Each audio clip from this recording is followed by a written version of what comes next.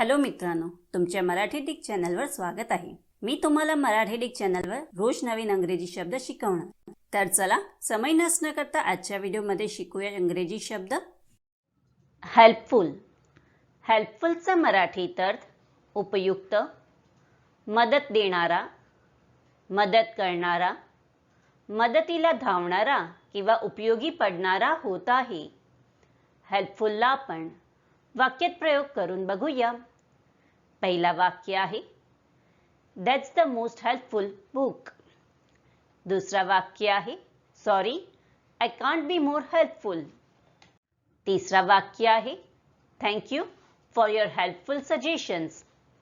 चौथा वाक्य आहे, My friends were helpful when I got injured in a road accident.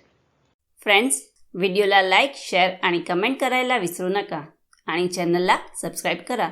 Thank you.